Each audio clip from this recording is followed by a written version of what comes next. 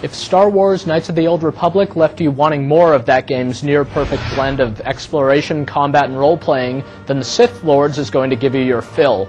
You should read the full review for all the details, but you should also know that it's the first game from Obsidian Entertainment, a studio composed of veteran RPG designers who took the development reins on the sequel from BioWare and evidently stayed true to the original style and vision in the process. That is, you wouldn't be able to guess just from playing the Sith Lords that this was the work of a different developer than the original. Ironically though, since Knights of the Old Republic was such a big game and packed in so much replay value, it didn't necessarily scream for such a similar sequel. As a result, you might have a tougher time settling into the Sith Lords, since chances are you'll feel like you're playing the same game as before, only it seemed to look quite a bit better a year ago. But on the other hand, so what? It's just as important to note that no other game since Knights of the Old Republic has managed to deliver that excellent style of role-playing until now. So if you're a Knights of the Old Republic fan, then you should find a certain satisfaction in knowing almost exactly what you're in for going into the Sith Lords. In the first game, you eventually discovered your Jedi powers as well as your mysterious past. This time you begin the adventure as a Jedi, but your memory, your Force powers, and even your lightsaber are all missing. The journey of self-discovery awaits, and as you pick up the pieces of your past and rediscover the reasons for your exile from the Jedi Order, your path will lead you to the few remaining Jedi who survived the catastrophic events since the conclusion of the original game. Apart from the amnesia-stricken protagonist cliché, the story of the Sith Lords turns out to be quite intriguing most of the way through, thanks to some interesting characters and a few exciting, smaller episodes you'll experience along the way. The story's fairly terse conclusion and occasionally strange leaps of logic aren't terribly satisfying given how much build-up and exposition there is leading up to the climactic confrontations that occur. But the course of the adventure, which should take you from 30 to 40 hours one time through, is rewarding enough as it is, and the story is ultimately of comparable quality to that of the original, and therefore one of the new game's main attractions. Much like Knights of the Old Republic before it, the Sith Lords does a great job of making you feel like your actions have real consequences, one way or another. You'll constantly be faced with morally good or evil options in your discourse with the game's many characters, and the story pans out differently no matter what you decide.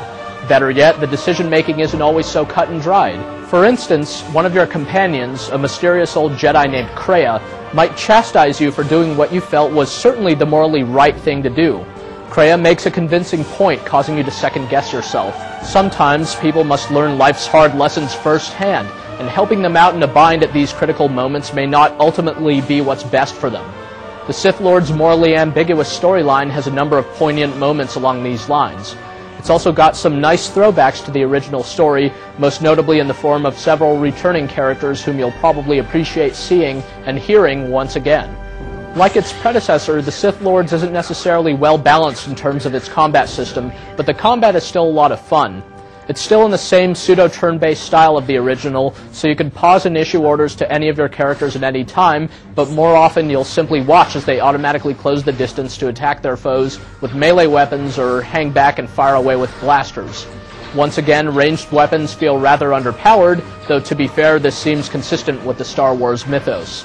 Nevertheless, if you focus on building up your melee and lightsaber combat skills, you'll soon start to feel virtually unstoppable.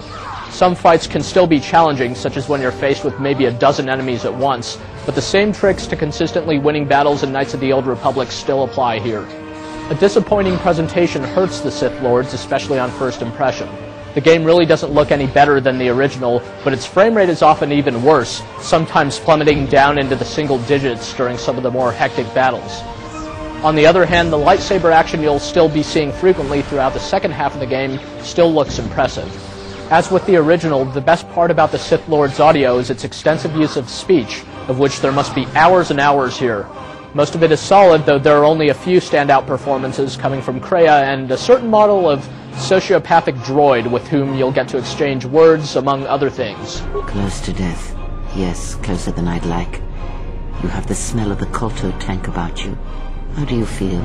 Given that the Sith Lords arrives only a year after its predecessor, it's remarkable that the game's quest is every bit as big and as complex as the originals. Also, there are some new gameplay twists here, and you should read the full review for all the details on those. Some unsightly technical issues and a general feeling of déjà vu will probably prevent you from feeling as strongly about the Sith Lords as you did or still do about the first game. but then again, it's hard to fault the Sith Lords for following in the footsteps of the original so faithfully.